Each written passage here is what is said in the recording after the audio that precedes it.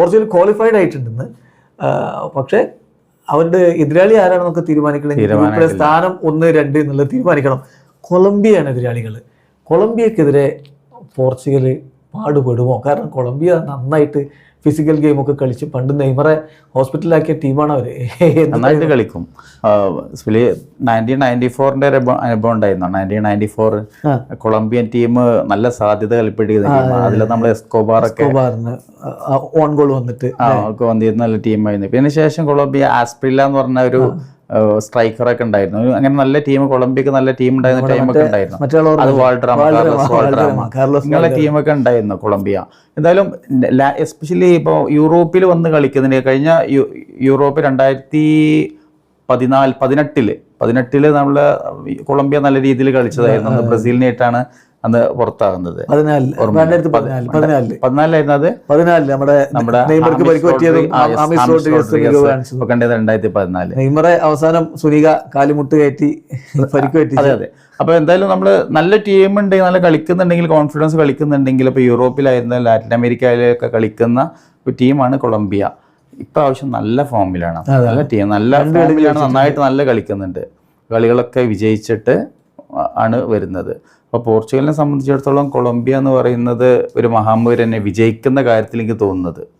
അപ്പോൾ എൻ്റെ ചോദ്യം എന്ന് പറഞ്ഞാൽ, ക്രിസ്ത്യാനോ ഇപ്പോൾ കഴിഞ്ഞ കളിയിൽ 2 ഗോൾ അടിച്ച് നല്ല പവറിൽ നിൽക്കുകയാണ്. ആദ്യ കളിയിൽ ഗോൾ അടിച്ചില്ലെങ്കിലും രണ്ടാമത്തെ കളിയിൽ ഉസ്ബെക്കിസ്ഥാൻ 54-ാം സ്ഥാനത്താണ് അവർ റാങ്കിങ് എന്നൊക്കെ പറഞ്ഞാലും ഗോൾ തന്നെയാണല്ലോ. 2 ഗോൾ അടിച്ചിട്ടുണ്ട്. ഇന്ന് ക്രിസ്ത്യാനോക്ക് അതേ മികവ് ആവർത്തിക്കാൻ പറ്റും? ക്രിസ്ത്യാനോക്ക് കാര്യങ്ങൾ അത്ര എളുപ്പമാവില്ല. ഇന്നത്തെ കാര്യം എന്ന് വെച്ചെങ്കിൽ, കഴിഞ്ഞ കളിയിൽ ഗോൾ അടിച്ചത് ടീം വേറെയാണ്, ഉസ്ബെക്കിസ്ഥാനാണ്. അപ്പം അതുപോലെ അങ്ങോട്ട് സ്വതന്ത്രമാക്കി വിടുമെന്ന് തോന്നണില്ല. അതവരെ കോച്ച് ഓൾറെഡി പറഞ്ഞു കഴിഞ്ഞു. അവരുടെ കോച്ച് പറഞ്ഞത് 2 താരങ്ങളെ ഞങ്ങൾ നന്നായി ശ്രദ്ധിച്ചു വെച്ചിട്ടുണ്ട്. ഒന്ന് ക്രിസ്ത്യാനോ, അദ്ദേഹത്തിൻ്റെ ഫിനിഷിംഗ് കപ്പാസിറ്റി അപാരമാണ്, അതുകൊണ്ട് ഞങ്ങൾ ബോക്സിൽ പെനാൽറ്റി ഏരിയയിൽ നന്നായിട്ട് ശ്രദ്ധിക്കും. മറ്റൊരാൾ വിറ്റീഞ്ഞ, അദ്ദേഹം ബോൾ പാസിങ്ങോ അതുപോലെ ആ ഗെയിം നിയന്ത്രിക്കാൻ കഴിയും. ഈ 2 ആൾക്കാരെ ഞങ്ങൾ പൂട്ടുന്നു പറയുന്നുണ്ട്. അപ്പോൾ മാത്രമല്ല, പോർച്ചുഗലിനെ സംബന്ധിച്ചിടത്തോളം നിലവിലാണെങ്കിൽ മിഡ്ഫീൽഡ് വളരെ സ്ട്രോങ് ആണ്. അപ്പോൾ ബോൾ സപ്ലൈ എവിടുന്ന് കൊടുക്കാനൊക്കെ പറ്റുന്ന രീതിയിലുള്ള പ്ലെയേഴ്സൊക്കെ ഉണ്ട്. പക്ഷെ എന്നിരുന്നാലും കൊളംബിയക്ക് നിലവിലെ സാഹചര്യത്തിൽ അവരിപ്പോൾ ഈ 3 കളികളിൽ നിന്നുള്ള അരച്ചുള്ള വിജയം, കോൺഫിഡൻസ് ഉണ്ട്.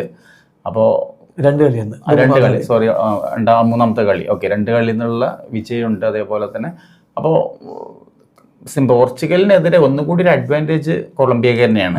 കാരണം അവരെ സമയത്തുള്ളൊരു സമനില തന്നെ മതി. പക്ഷെ സമനിലയ്ക്ക് വേണ്ടി കളിക്കൂല എനിക്ക് തോന്നുന്നത്. അവർക്ക് അതാണ് ഗ്രൂപ്പിലെ അവർ വിജയിക്കാൻ വേണ്ടിയിട്ട് കളിക്കുള്ളൂ. പിന്നെ സൂപ്പർ ടീം എന്തായാലും അവർക്കുണ്ട്. ലൂയിസ് ഡയസ് ഉണ്ട്, ആമിസ് റോഡ്രിഗസ് ഉണ്ട്, ലൂയിസ് സുവാരസ്, നമ്മുടെ ഉറുഗ്വായ് സുവാരസ് അല്ല, ഇവരുടെ ലൂയിസ് സുവാരസ്, ജോൺ അരിയാസ്. അപ്പം മൊത്തത്തിൽ മികച്ച ടീമുണ്ട്.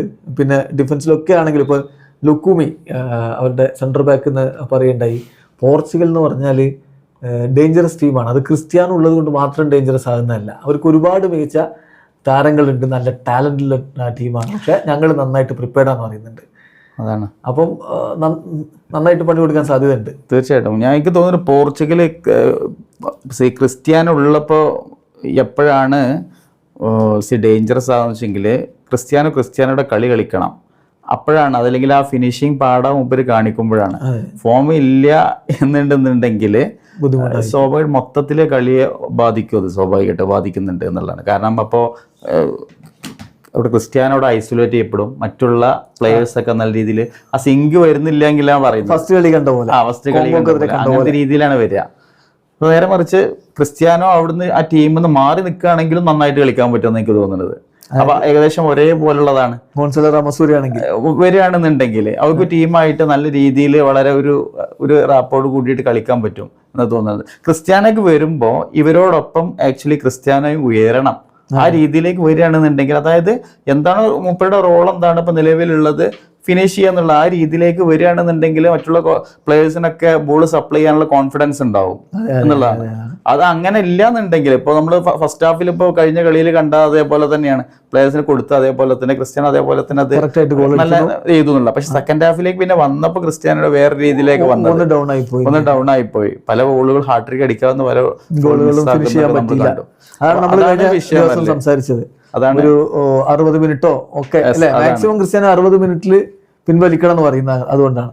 അതാണ്. അപ്പൊ ആ ടീമിന്റെ മൊത്തത്തിലുള്ള ഒരു കോൺഫിഡൻസും അതേപോലെ ഒരു മൊമെന്റം ഉണ്ട്. ആ മൊമെന്റം ആ രീതിയിലേക്ക് പോകണമെന്നുണ്ടെങ്കിൽ ഇവര് തമ്മിലുള്ള ഒരു നല്ല രീതിയിലുള്ള ലിങ്ക് വരണം എന്നുള്ളതാണ്. തീർച്ചയായിട്ടും. അപ്പോൾ ക്രിസ്ത്യാനോ ആദ്യത്തെ 45 മിനിറ്റ് ആൾ ഓക്കെയാണ്, പെർഫെക്റ്റ് ആയിട്ട് കളിക്കും. പിന്നെ ഒരു 10-15 മിനിറ്റ് കൊണ്ടൊക്കെ കോച്ച് പിൻവലിച്ച് ഗോൺസാലോ റാമോസിനൊക്കെ ഇറക്കണം എന്നുള്ളതാണ്. പക്ഷെ റോബർട്ടോ മാർട്ടിനസ് ആണ് ഇറക്കും തോന്നുന്നുണ്ടോ അങ്ങനെ ഒരു മാറ്റത്തിലേക്ക്? ക്രിസ്ത്യാനോ കാണാത്തത് ഇപ്പോ രണ്ട് കളിയിലും 90 മിനിറ്റ് കളിപ്പിച്ചിട്ടുണ്ട്, പിൻവലിച്ചിട്ടില്ല. എന്താണ് ഇനി ഒരു കോൺഫിഡൻസ് ഉണ്ടായിക്കോട്ടെ എന്നുള്ളത് കൊണ്ടാണോ? ഇനി എന്താണ് അതിന്റെ ഒരു ഫാക്ടർ എന്താണെന്ന് അറിയില്ല എന്നുള്ളതാണ്. പക്ഷെ അദ്ദേഹം പറയുന്നത് എന്താ വെച്ചാൽ, പോർച്ചുഗലിന് ഗോൾ വേണമെങ്കിൽ ലോകത്ത് ഏറ്റവും അധികം ഗോൾ അടിച്ച ആൾ തന്നെ ഗ്രൗണ്ടിൽ ഉണ്ടാവട്ടെ എന്നുള്ളത് നമ്മൾ പലപ്പോഴും പറഞ്ഞ പോലെ ആ കൺവെൻഷൻസ് അങ്ങനെ എത്തിക്കാതെ പോകുക എന്നുള്ളതാണ് റോബർട്ടോ മാർട്ടിനസിന്റെ ഒരു രീതി. അപ്പോൾ ഏതായാലും ഇന്ന് ഉസ്ബെക്കിസ്ഥാനോ പോലെ എളുപ്പമാവില്ല കൊളംബിയക്കെതിരെ ക്രിസ്ത്യാനോക്ക് കാര്യങ്ങൾ എന്നുള്ളത് വ്യക്തമാണ്. പക്ഷേ റിസൾട്ട് ഉണ്ടാവും സാറിൻ്റെ ഒരു പ്രഡിക്ഷൻ? ഇന്ന് ഒരു സമനിലയിലേക്ക് പോകുമെന്ന് എനിക്ക് തോന്നുന്നു. ആണല്ലേ? പോർച്ചുഗൽ ഗോൾ അടിച്ച സമനിലാവോ ഗോൾ അടിക്കാത്ത സമനിലാവോ?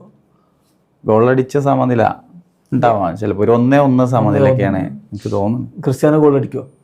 ക്രിസ്ത്യാനോ ഇന്ന് വലിയൊരു സാധ്യത കാണുന്നില്ല. നോക്കാം നമുക്ക്. ക്രിസ്ത്യാനോയെ പൂട്ടാനുള്ള ശ്രമത്തിലേക്ക് അവർ പോകുന്നു തുറന്ന് തന്നെ പറഞ്ഞാണ്. അപ്പോൾ പൂട്ടോ ഇല്ലയോ എന്നുള്ളത് കാണാം. ക്രിസ്ത്യാനോ എന്ന് പറഞ്ഞാൽ ഈ പൂട്ടൊക്കെ പൊളിച്ച് ഒരുപാട് പരിചയമുള്ള ആളുമാണ്. അപ്പോൾ അതുകൊണ്ട് എന്തും സംഭവിക്കാം. ഞാൻ വിചാരിക്കുന്നത് ക്രിസ്ത്യാനോ ഒന്നും ഗോൾ അടിക്കട്ടെ എന്ന് ആരാധകർ ആഘോഷിക്കട്ടെ.